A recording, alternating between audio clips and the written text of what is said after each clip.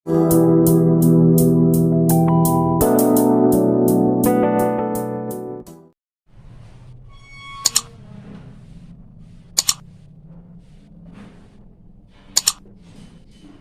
Friend, आज हम लोग क्लास 9th के मैथ्स में एक्सरसाइज 7.4 जो ऑलरेडी हम लोग प्रीवियस लेक्चर से डिस्कस करते आ रहे हैं।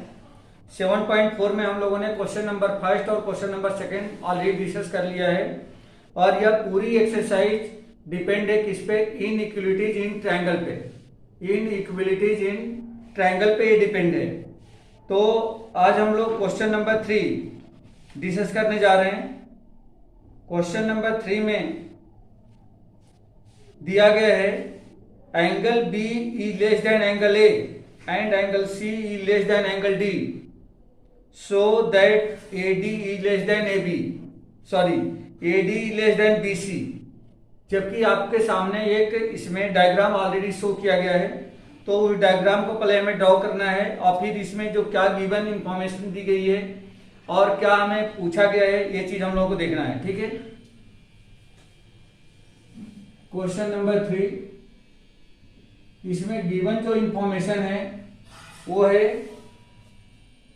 Angle B is less than angle A, angle B is less than angle A, and दूसरा दिया गया है angle C is less than angle D, angle C is less than angle D, ये दिया गया है। हमें प्रूव करना है टू प्रूव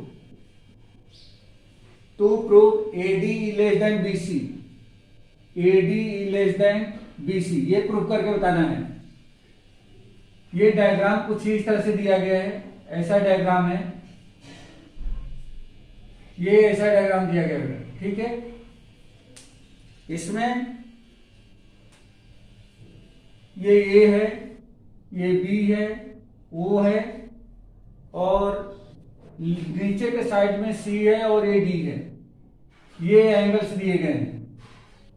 तो एक तरीके से हम देखें तो यह दो ट्रायंगल एक दूसरे से जुड़े हुए हैं, एक O वर्टेक्स से दोनों ट्रायंगल को जोड़ दिया गया है और इसमें बताया गया है कि angle B less than angle A, means ये एंगल इस एंगल से छोटा है।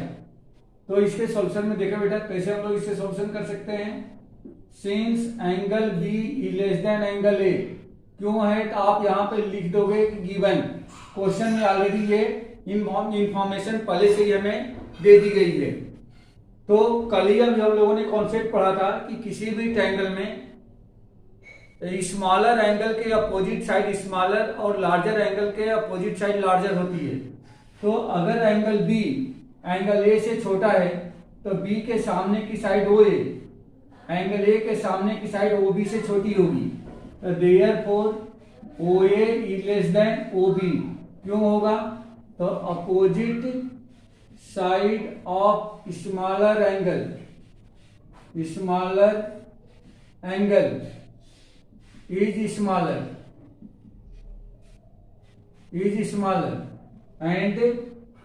लार्जर एंगल इज लार्जर, यही कॉन्सेप्ट है। ठीक है, ऑलरेडी कल हम लोगों ने डिस्कस किया था। ये एक इक्वेशन बन गया। वैसे ही दूसरा दे रखा है यहाँ पे and angle C less than angle D, ये भी क्यों है तो इसको भी हम लोग मेंशन करेंगे कि गिवन है। ऑलरेडी ये भी क्वेश्चन में गिवन हमें दिया गया, गिवन है।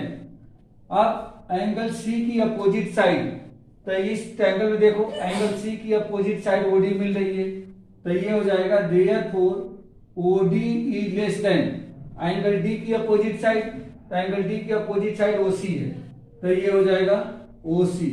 क्यों होगा तो ये सेम रीजन आप यहां पे मेंशन कर दोगे, opposite side of smaller angle is smaller and larger angle is larger.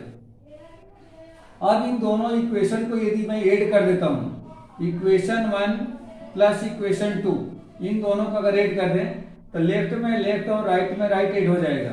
तो therefore OA plus OD is less then OB plus OC। अब आप इस डायग्राम में देख सको, तो देखो OA और OD का सम कितना होगा। तो देखो बेटा OA ये है और OD ये है, तो OA plus OD equal to, इसको हम लोग AD लिख सकते हैं। ये आपका हो जाएगा AD।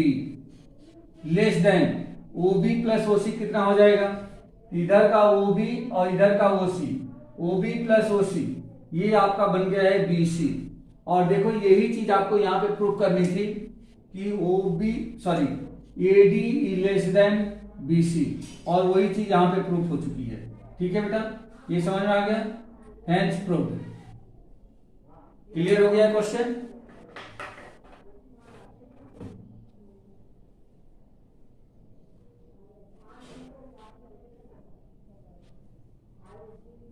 ओके, नेक्स्ट क्वेश्चन देखिए, क्वेश्चन नंबर 4।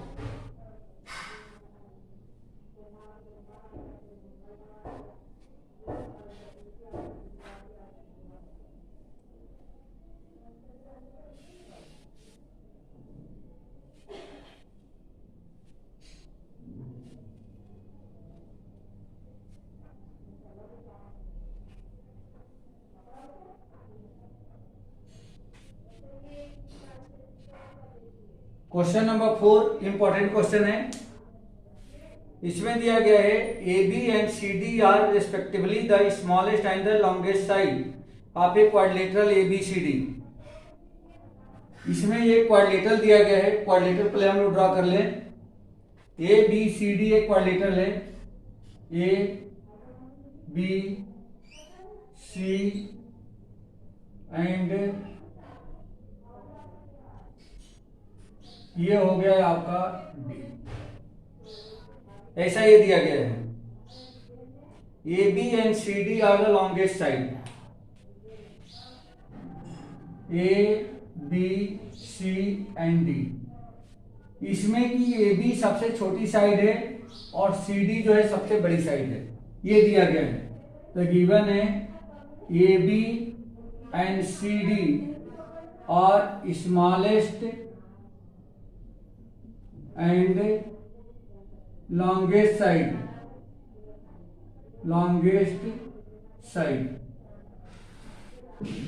AB सबसे छोटी है और CD सबसे बड़ी है, ये इस क्वाड्रिलेटरल में दिया गया है। प्रूफ करना है angle A is greater than angle C and angle B is greater than angle D। Angle A is greater than angle C and angle B is greater than angle D। ये proof करके बताना है बेटा। ठीक है, तो solution में सबसे पहले हम क्या करेंगे, सबसे अपना पहला काम ये होगा कि इसको AC को ज्वाइन कर दें। पहले हम क्या करें, AC को ज्वाइन करें। तो कंस्ट्रक्शन एक छोटा सा करना पड़ेगा, ज्वाइन AC को हमने ज्वाइन कर दिया।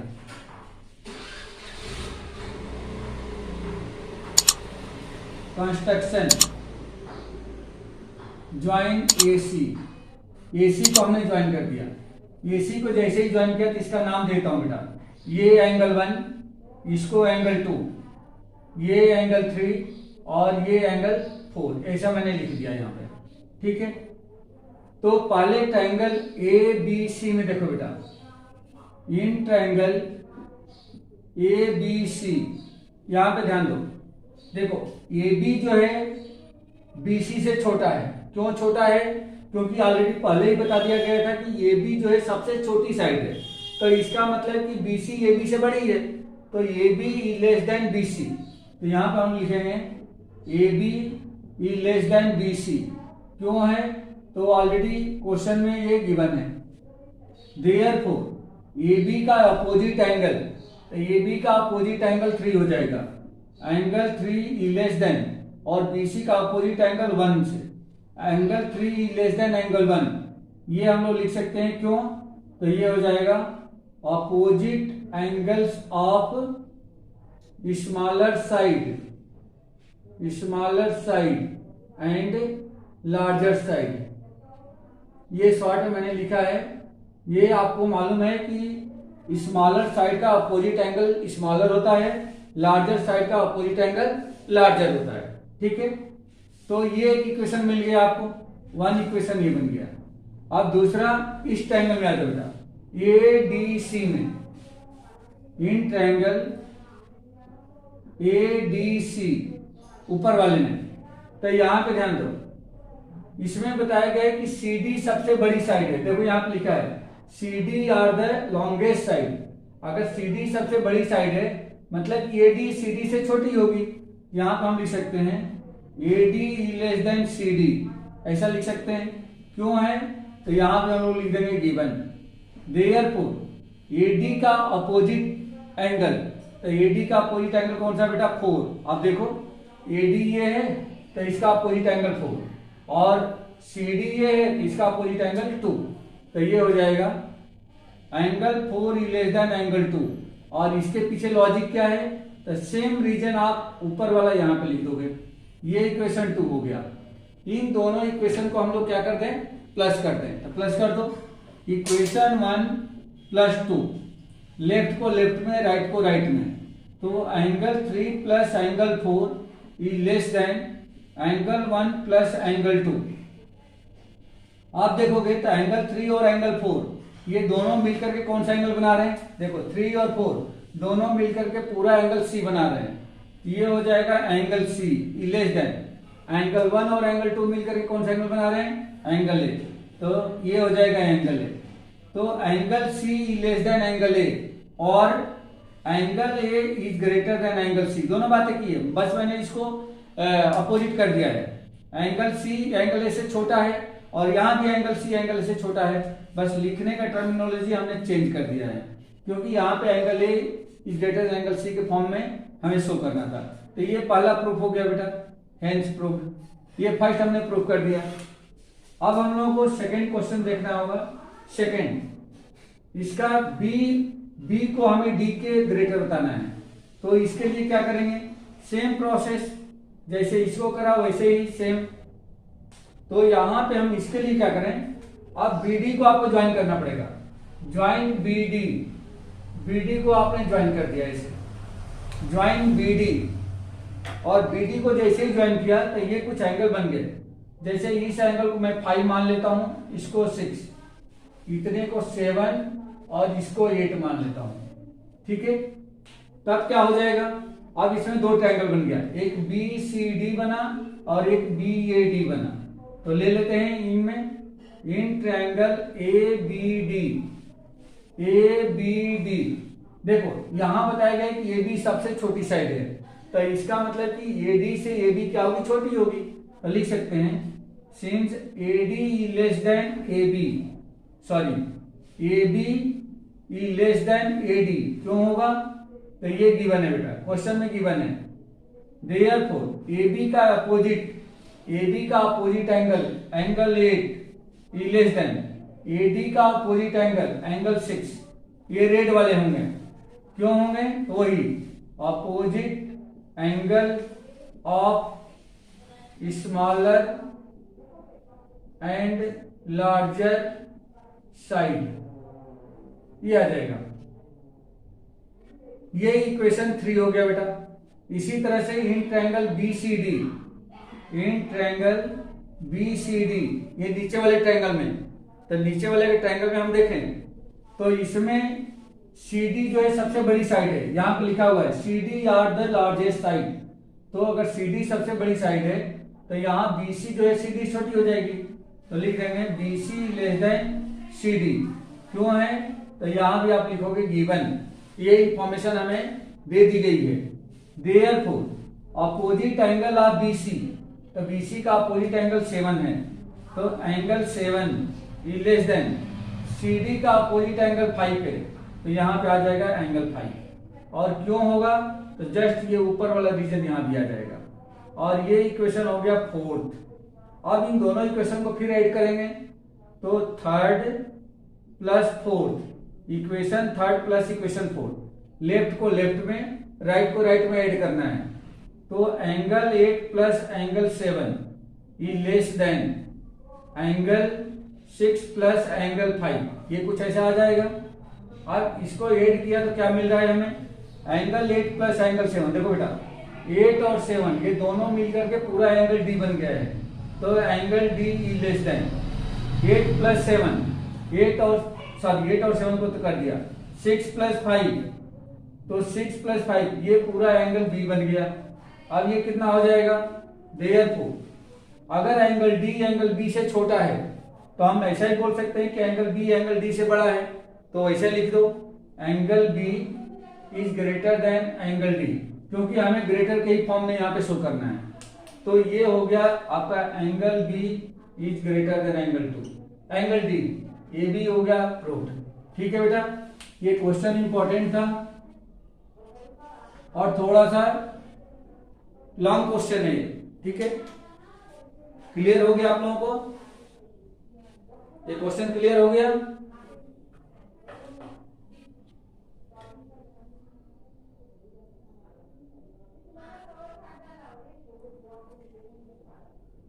ठीक है, नेक्स्ट क्वेश्चन देखो।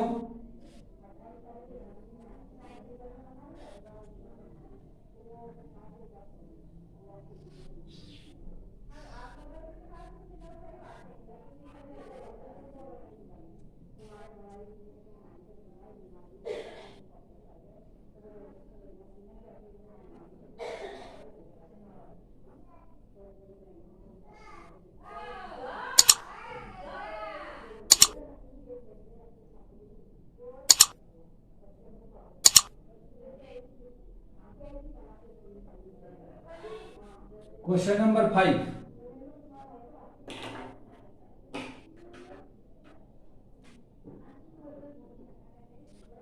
क्वेश्चन नंबर 5 में बताया गया है P R is greater then P Q and P S bisect angle P Q are, sorry angle Q P are, prove that angle P S R is greater than angle P S Q. तो पहले हम diagram draw कर लें इसका। ये इस तरह से एक ट्रायंगल दे रखा है, ऐसा एक ट्रायंगल दे रखा है, इसका नाम है P Q R, P Q and R, और एक लाइन है P S, P S line angle Q P R को बाइसेक्ट करती है बेटा, बाइसेक्ट करती है। ये पी एस जो लाइन है या पी एस लाइन इस एंगल को बाइसेक्ट करती है, मीन्स ये एंगल और ये एंगल दोनों इक्वल है, ये एंगल और ये एंगल दोनों इक्वल है, तो ये दोनों को हमने इक्वल बता दिया, ये इक्वल है। और दूसरा इंफॉर्मेशन दिया गया है, ये पी एस है, यहां पे लिख दिया। दूसरा इंफॉर्मेशन दिया गया है कि पी आर जो है पी क्यू से छोटा बड़ा है, P R is greater then P Q, ये पहली चीज दे रखी है। दूसरी P S bisect, P S is bisector of angle Q P are, तो दैट इज, इसको हम लोग लिख सकते हैं एंगल 1 इक्वल टू एंगल 2, इसको मैं 1 दे देता हूं, इसको 2 दे देता हूं। तो अगर बाइसेक्टर है पी एस, तब ये एंगल 1 और एंगल 2 दोनों आपस में इक्वल हो जाएंगे। हमें प्रूव करना है, तो prove angle P S R is greater than angle P S Q, angle P S Q, ये बताना है बेटा। पी एस आर मतलब ये एंगल इस एंगल से क्या होगा, पी एस आर, ये एंगल इस एंगल से बड़ा होगा, ये हमें प्रूव करके बताना है। ठीक है, अच्छा इस एंगल का कुछ नाम दे दें, अगर इसका मैं 3 और इसका नाम 4 दे देता हूं, तो यही प्रूव करना है। पी एस आर का मतलब कि angle 4, that is angle 4 is greater than angle 3, ये प्रूव करके बताना है बेटा अपने को, ये प्रूव करके बताना है। तो देखो इसका solution, since P R is greater then P Q, क्यों है, तो ऑलरेडी ये क्वेश्चन में गिवन है, ये क्वेश्चन में गिवन है, ये हो गया। दूसरा, अगर ये इससे बड़ा है, ये साइड इससे बड़ी है, हाँ सॉरी ये साइड इससे बड़ी है, पी आर जो है पी क्यू से बड़ी है, तब पी आर का opposite angle Q P Q के अपोजिट एंगल आर से बड़ा होगा। तो therefore angle Q is greater than angle R, ये होगा, क्यों होगा, तो यहां पर लिख दो opposite angles of larger side is larger, ये होता है। तो पी आर का opposite angle Q P Q के अपोजिट एंगल आर से बड़ा होगा, क्योंकि पी आर साइड बड़ी है, तो ये मिल गया हमें। अब देखो by angle sum property of triangle, इस एंगल और इस एंगल दोनों ट्रायंगल में लगा दो। In triangle PSQ and triangle PSR by angle sum property of triangle क्या होगा? Angle 1 plus angle 3 plus angle Q equal to 180 degree होगा। एंड दूसरे वाले में PSR में क्या होगा? Angle 2 plus angle 4 plus angle R, ये भी 180 डिग्री होगा, क्योंकि angle sum property of triangle यही कहता है। ये हमें मिल गया। अगर दोनों का राइट साइड सेम है तो लेफ्ट साइड सेम हो जाएगा। Therefore we can write it angle 1 plus angle 3 plus angle Q equal to angle 2 plus angle 4 plus angle R ये बन जाएगा बेटा। ठीक है, अब यहां से देखो, यहां पे ये चीज गिवन है कि एंगल 1 और एंगल 2 इक्वल हैं, तो एंगल 1 से एंगल 2 कैंसिल हो जाएगा। यहाँ पे रीजन मेंशन कर देना, एंगल 1 इक्वल टू एंगल 2, ये हो जाएगा, इसलिए कैंसिल हो गया। तो therefore angle 3 plus angle Q equal to angle 4 plus angle R, ये हो गया। अब यहाँ पे एक कंडीशन ये अप्लाई करो बेटा, ये कंडीशन देखो, ये कह रहा है कि एंगल 4 जो है एंगल 3 से बड़ा है, तो इसमें का एंगल 4 अगर एंगल 3 से बड़ा है, since angle 4 is greater than angle 3, ये ऐसा बता रहा है एंगल 4 एंगल 3 से बड़ा है, बट इन दोनों के सम के इक्वल है। तो इसका मतलब क्या हो गया कि एंगल Q जो है एंगल R से क्या हो जाएगा? बड़ा हो जाएगा। या इसको उल्टा भी लिख सकते हैं, अगर एंगल 4 एंगल 3 से बड़ा है तो एंगल R एंगल Q से क्या होगा? छोटा होगा। एंगल R जो है एंगल Q से क्या होगा? छोटा होगा। अगर ये एक बड़ा है तो दूसरा वाला छोटा होगा, अगर ये छोटा है तो ये वाला बड़ा होगा। तो therefore angle Q is greater than angle R, ये ऐसा हम लोग लिख सकते हैं, angle Q is greater than angle R।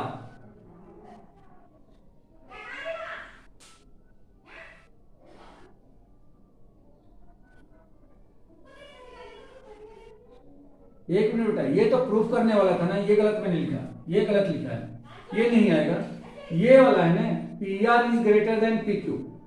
अगर PR PQ से बड़ा है तो angle Q is greater than angle R, ये होगा। ये कंडीशन लेंगे, ये वाली, ये गिवन है, since angle Q is greater than angle R, ये गिवन है इसमें। तब क्या होगा?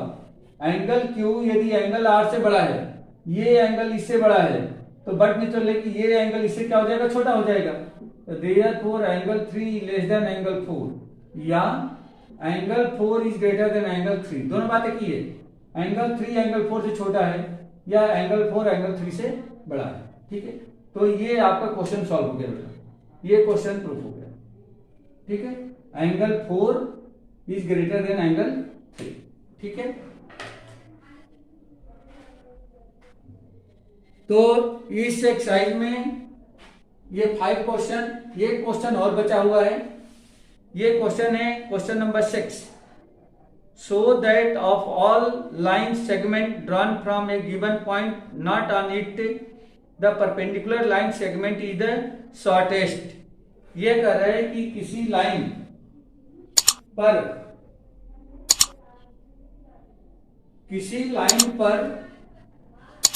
यदि किसी एक पॉइंट से, जो पॉइंट उस लाइन पर नहीं है, अगर उस पॉइंट से परपेंडिकुलर डाला जाए, बहुत सारे लाइन ड्रॉ की जाए, तो उन सब में सबसे छोटी वह लाइन होगी जो उस लाइन पर परपेंडिकुलर होगी।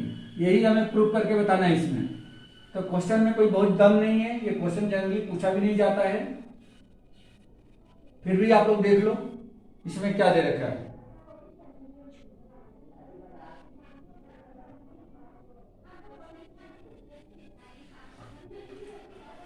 क्वेश्चन नंबर 6, ऐसा मान लो कि एक ट्रायंगल दे रखा है, ये ट्रायंगल दे रखा है, सॉरी ट्रायंगल नहीं है, ये एक पॉइंट दे रखा है और यहाँ पे ये लाइन दे रखी है, ये लाइन दे रखी है, कोई भी लाइन है ए बी, और ये जो पॉइंट है P मान लो, यह पॉइंट इस लाइन से आउटसाइड है, बाहर है, लाइन पर नहीं है। तो ये कह रहे हैं कि अगर इस पॉइंट से इस पर बहुत सारी लाइन ड्रॉ की जाए, जैसे मान लो कि ये लाइन हमने ड्रॉ कर दिया, ऐसे बहुत सारी लाइंस अगर मैं इस तरीके से ड्रॉ करते जा रहा हूं, ऐसे बहुत सारी लाइंस इस तरीके से मैं ड्रॉ करते जा रहा हूं, इधर भी ड्रॉ कर रहा हूं मैं, इधर भी इस तरीके से ड्रॉ किया जा रहा है,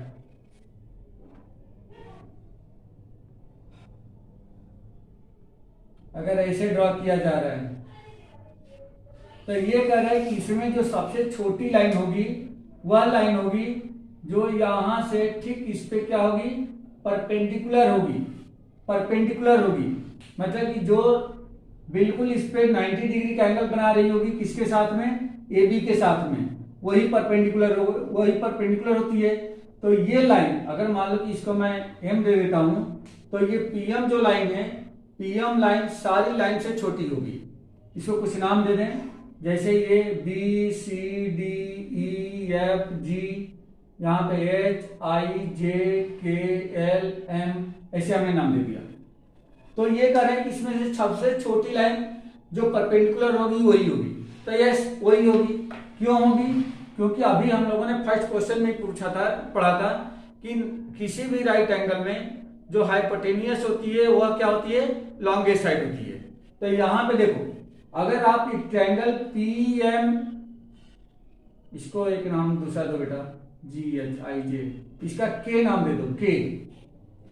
यहां पे आप देखो पी के लाइन है, अगर इसको मैं परपेंडिकुलर मानता हूं तो पी के एम एक राइट एंगल ट्रायंगल बनेगा, पी के एल एक राइट एंगल ट्रायंगल बनेगा, पी के अच्छा पी के बी है, इसका कुछ और नाम चेंज करो बेटा, इसका नाम टी नहीं आया है, इसमें टी मान लेते हैं, टी। तो P T M right angle triangle, P T L right angle triangle, P T K right angle triangle, तो ये सब राइट एंगल ट्रायंगल बनेंगे। तो राइट एंगल ट्रायंगल में सबसे बड़ी साइड कौन सी होती है, हाइपोटेनियस। तो इसका मतलब ये हो गया कि ये जो जितनी भी ये स्लैंट लाइन है, स्लैंट का मतलब है तिरछी, जितनी भी तिरछी लाइन है, ये सीधी वाली लाइन जो पीटी है उससे क्या होगी, बड़ी होगी। तो यहां पे हम लोग लिख सकते हैं since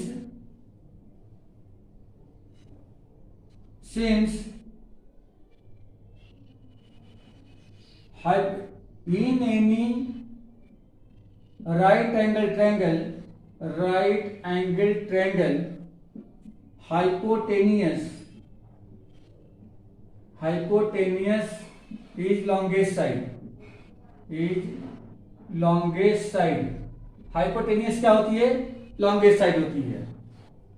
इफ पीटी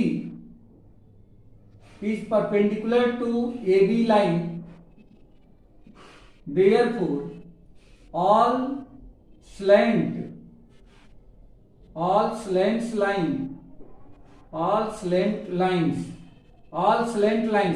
का मतलब तिरछी lines may be considered as hypotenuse.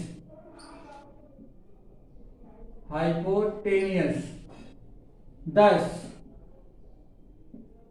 we can say that all slant